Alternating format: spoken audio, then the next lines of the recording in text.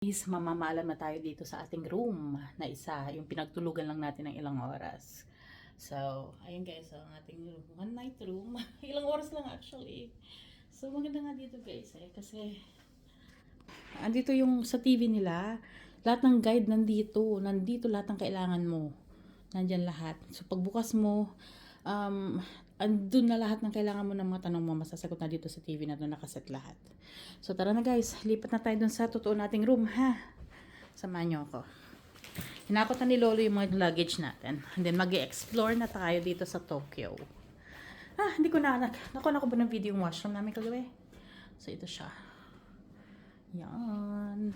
Alright, tara. Punta na tayo dun sa ating kabilang room. Ouch.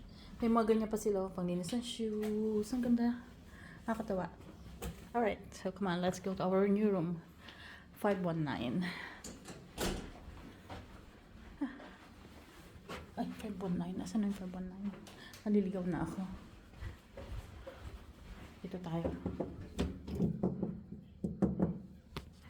Alam nyo na yata si Lolo. This is our final room. 519. Ay, nako. Hi. Lolo? Ay, 515 pala tayo. Sorry. 515. Ano na? Ito tayo pala. Naligaw na ako. So, this is our final room. Ito yung 2 beds. I order ko. This is a little bigger.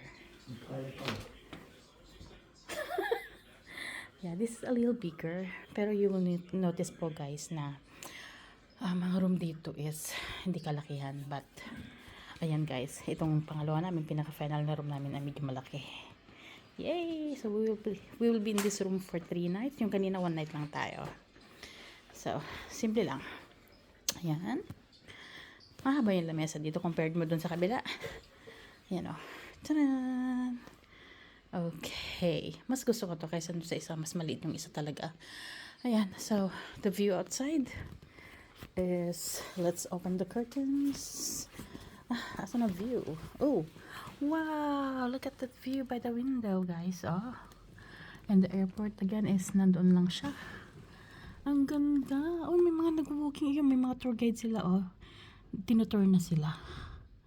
Nice. Okay, I'm so excited na. So, nalipat na natin mga luggage.